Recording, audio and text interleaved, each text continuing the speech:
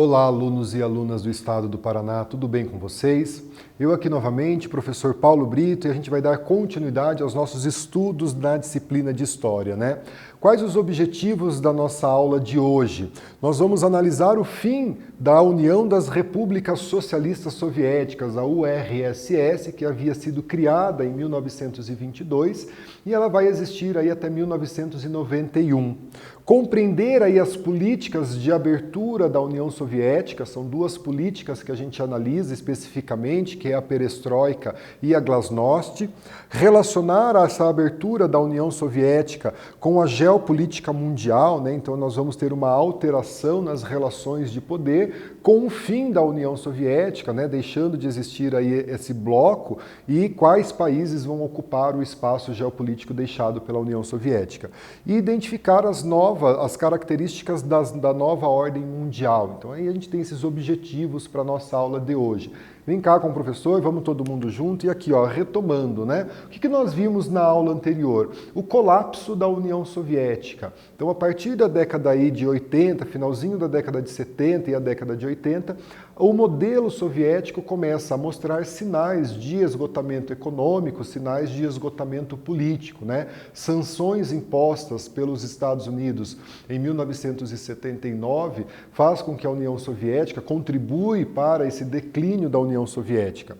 A queda do Muro de Berlim, como a gente já viu, ele é um marco, né, do fim da União Soviética, do fim da Guerra Fria e do processo de reunificação da Alemanha, que eram dois países, passa a ser um único país, e a consolidação do neoliberalismo como orientação econômica mundial. Então, vários governos neoliberais, capitaneados pelos Estados Unidos, pela Inglaterra, chegando ao poder, principalmente aí no mundo ocidental, e as práticas neoliberais de uma forma que vai chegar no mundo todo. Nessa aula a gente vai estudar o governo do Mikhail Gorbachev. Mikhail Gorbachev assume o poder em 1983 com a morte do Brezhnev, que governava a União Soviética desde 1964, é o fim de uma era, né, com a morte do Brezhnev. A perestroika e a glasnost, que são duas políticas propostas por Mikhail Gorbachev, a configuração geopolítica mundial com o fim da União Soviética e os espaços que serão ocupados por outros países, espaços geopolíticos, territoriais, que serão ocupados por outros países. A guerra civil na Iugoslávia, a gente viu que o fim da Guerra Fria traz aí, né, a ameaça terrorista, o nacionalismo extremado, países que vão ter teocracias, né, um extremismo religioso. Então trago um exemplo para você aí, a Guerra Civil da Iugoslávia para a gente discutir, e a formação da comunidade dos Estados independentes, que vai ocupar parte do espaço geopolítico deixado pela União Soviética. Beleza? Pessoal, então o Muro de Berlim, como a gente viu, ele é a representação do fim da Guerra Fria, né? Quando ele cai em 1989, por mais que a União Soviética vai ter uma sobrevida de mais 2 anos, mas a gente tem a queda do muro como um marco do fim da Guerra Fria e dessa bipolaridade. Em 1988, o Sindicato Solidariedade da Polônia ele é legalizado, acontecem eleições livres na Polônia e grupos de forças não comunistas obtêm a vitória nessas eleições. Então aí a gente já tem uma demonstração dessa desintegração do bloco soviético. Em 1989, a Hungria abriu as suas fronteiras com a Áustria, possibilitando aí a migração de alemães orientais para o lado ocidental, para Berlim Ocidental, passando aí por esses países. Então aqui a gente tem algumas demonstrações de desintegração do bloco soviético, né? Esse mapa aqui, gente, é um mapa bem interessante que mostra, né, o espaço geopolítico ocupado pela União Soviética, e aqui essa numeração dos países que surgem com o fim da União Soviética a partir da década de 80. Trago aqui para vocês a legenda desses países, é um mapa bem interessante para que a gente analise, perceba, né, retome a análise desse mapa em outros momentos do seu estudo, para que a gente perceba que o espaço que a União Soviética ocupava, né, que detinha, e a desintegração desse espaço e o surgimento de novos países com o fim da União Soviética. Que são movimentos de independência e de separação desse governo socialista e que contribui para o enfraquecimento do poder do bloco soviético, porque ele já não conseguia mais manter essa unidade territorial sob a influência de Moscou. Então, esse processo de desintegração nos traz essa informação, né?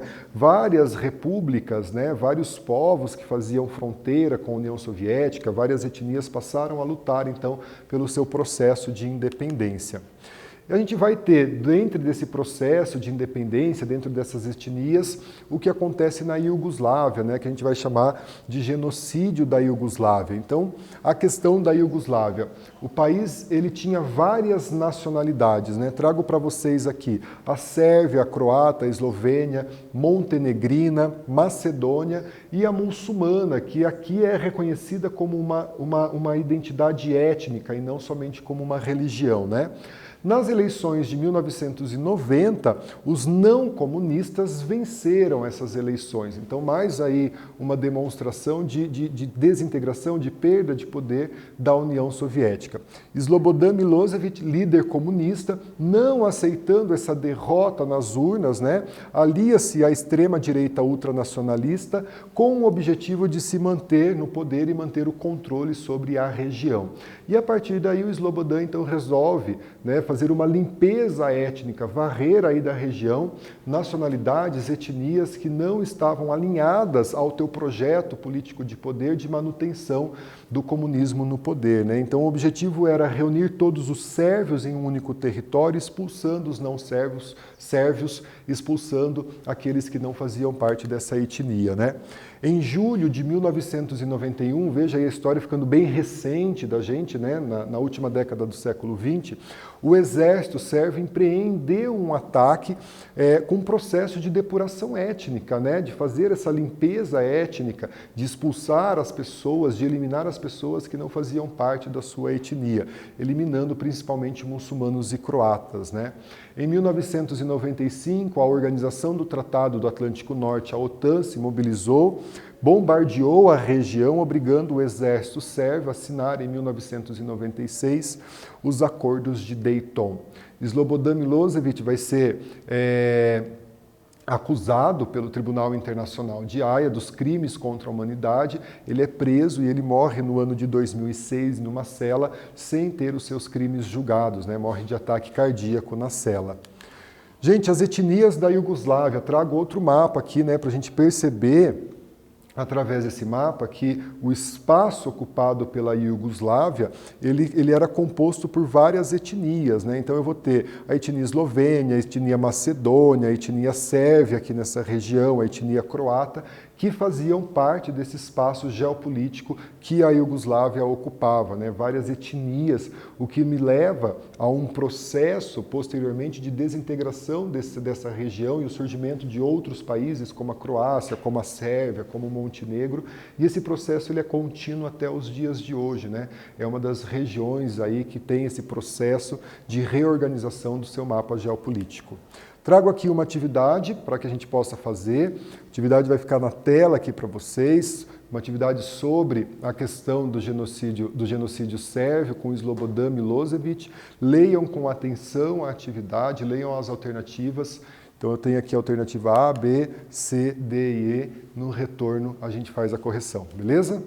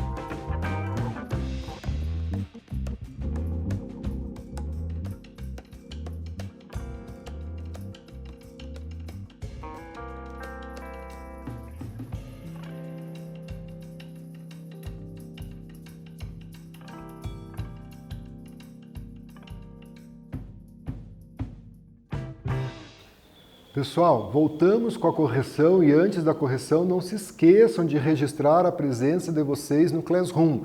Cliquem na atividade número 1, resolvam a atividade, enviem para o seu professor e assim vocês garantem a presença de vocês, certo? Uma atividade bem tranquila para a gente fazer, né? Caiu essa atividade no teu vestibular, no teu Enem, você vai lembrar das aulas Paraná, vai lembrar das explicações do seu professor de história e você resolve sem problema algum.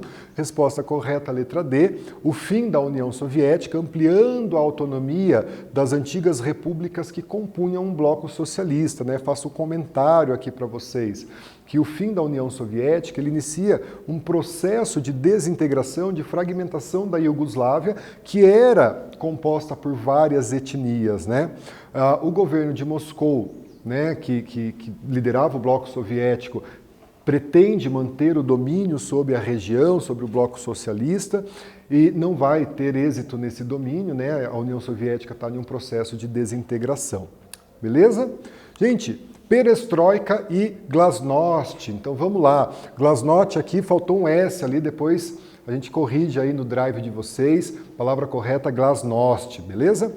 A primeira reforma proposta por Gorbachev ficou conhecida como perestroika. Acredito que muitos de vocês tenham ouvido essa palavra, né?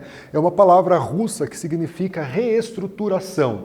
Então a proposta era a reestruturação econômica, né? Buscava o equilíbrio entre a economia planificada, que era característica do bloco soviético, e o desenvolvimento da iniciativa privada. Então era aí a possibilidade de empresas privadas, né? De pequenas empresas privadas, de pequenas atividades econômicas privadas de começarem a ser exercidas dentro da União Soviética, dentro da Rússia e dos países que compunham. Qual a necessidade disso, né? Passar por um processo de industrialização. A gente viu nas nossas últimas aulas que os gastos na União Soviética, eles eram voltados aí a militar, à indústria de base, e deixando outras áreas que estavam em desenvolvimento no bloco capitalista, no mundo todo, em um segundo plano. Então, Gorbachev vem com essa proposta da perestroika, de uma reestruturação econômica, permitindo aí, então, que a iniciativa privada exercesse um processo de industrialização dentro da União Soviética. Uma outra proposta, né, a glasnost, que é uma palavra russa que significa transparência, né, representava então a possibilidade de abertura política do regime soviético, composto por partido único, né, até então, com eleições que praticamente não aconteciam, né? Até porque era só um partido, então nós não tínhamos aí uma democracia dentro da União Soviética de poder escolher esses governantes. Então ele traz essa proposta do quê? De uma transparência política, de uma abertura política dentro da União Soviética, com um estímulo à liberdade de expressão, com um estímulo aí à democracia, aos meios de comunicação e inclusive o crescimento da imprensa, né? Trazer novamente esses valores aí de democracia para dentro da União Soviética, né? Diante desse processo de democratização da União Soviética, vários países da Europa Oriental, que nós vimos lá no mapa, né, que faziam fronteira com a Rússia, eles passam então a reivindicar uma autonomia política, contribuindo assim com esse processo de fragmentação da União Soviética e posteriormente de independência dessas regiões, desses países aí da Europa Oriental, do leste europeu, que vão surgir com o fim da União Soviética.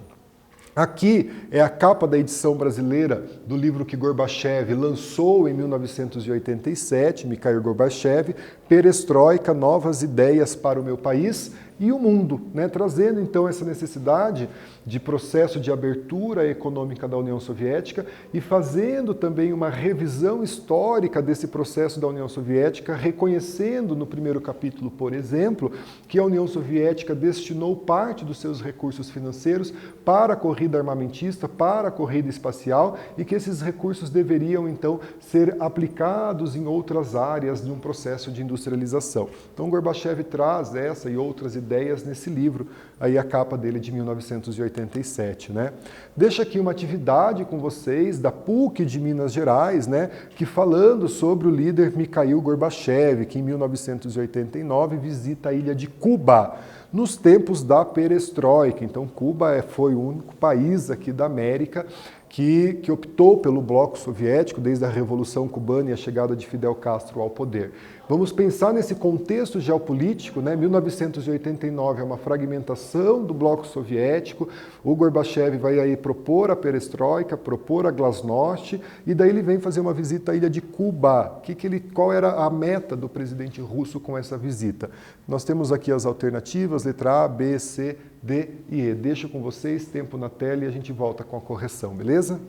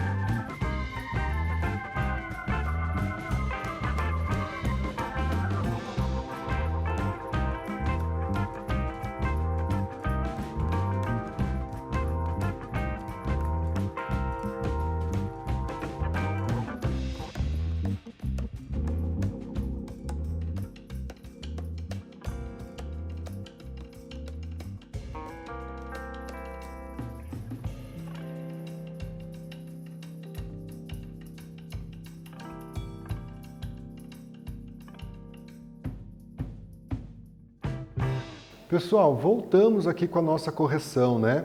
O que Mikhail Gorbachev, dirigente da então União Soviética, em 1989 visitou Cuba. Qual era a intenção dessa visita, né?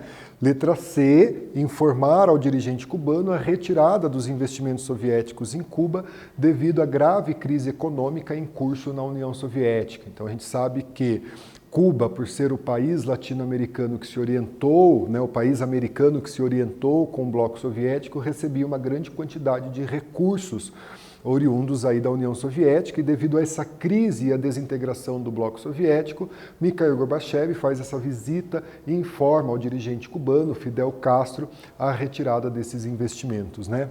O fim da União Soviética. Em 1991, Gorbachev disputa as eleições dentro da Rússia, dentro da União Soviética, com Boris Yeltsin. Porém, ele abdica dessa disputa, abdica da liderança da União Soviética, né?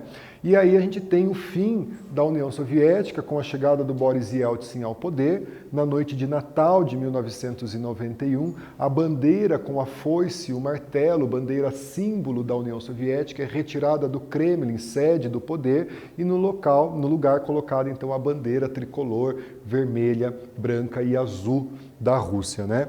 Ainda em 1991, Boris Yeltsin e os presidentes da Ucrânia e da Bielorrússia assinam um acordo de formação da Comunidade dos Estados Independentes, que vai ocupar o espaço geopolítico deixado pela União Soviética, que deixa de existir aí depois de 69 anos de história, né? Criada em 1922, tendo seu fim em 1921, e deixou de ocupar, né? A gente tem essa União Soviética aí que protagonizou na segunda metade do século XX a disputa pela hegemonia mundial com os Estados Unidos. Esse bloco, a partir de então, deixa de existir. O fim da União Soviética, trago aqui uma foto com o Boris Yeltsin, né, com a bandeira russa na mão, essa bandeira tricolor. Então, olha, nós não temos mais a União Soviética, nós temos agora a Rússia, e aí vamos ter outros países que se formam a partir dessa desintegração. As consequências do fim da União Soviética, né? Foi tumultuado essa transição de uma economia planificada para uma economia de mercado. Então não foi fácil fazer essa transição. A expectativa de vida dos russos, a renda média diminuíram, né? A pobreza aumentou, a inflação aumentou, o PIB per capita retrocedeu e aumentou a desigualdade social.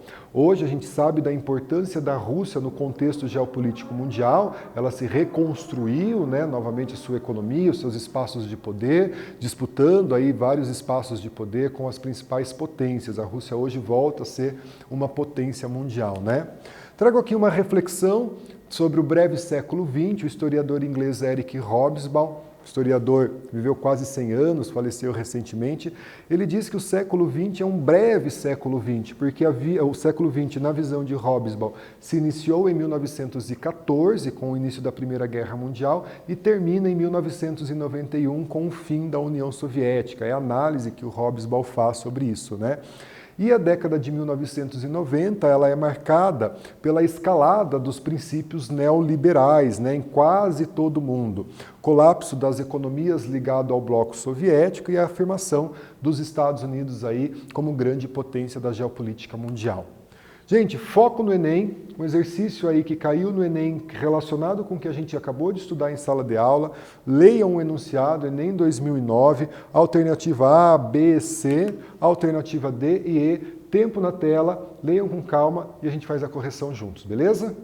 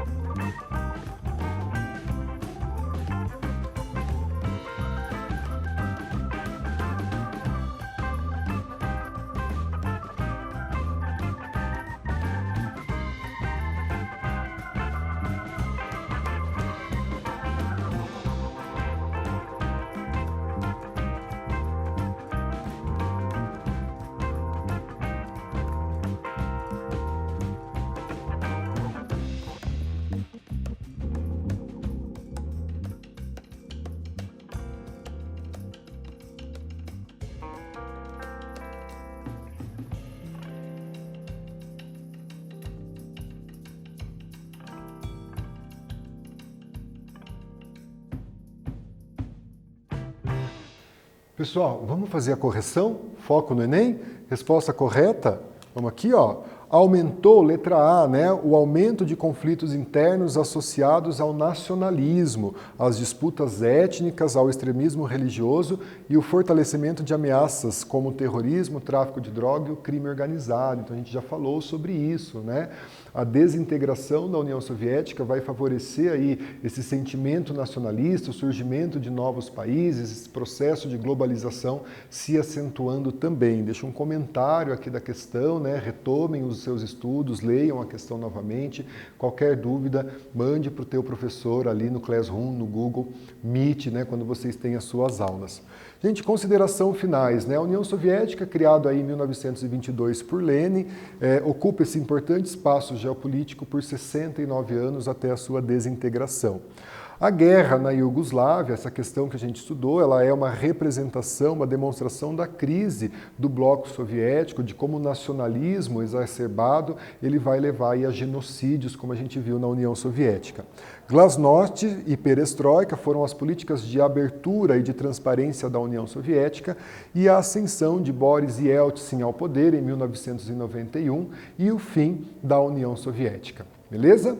Quero agradecer essa equipe que participa das gravações, a Jéssica que faz a interpretação em Libras pra gente. Deixo todos vocês, gente, com um grande abraço, se cuidem, fiquem bem, realizem as atividades e até a próxima aula. Tchau, tchau!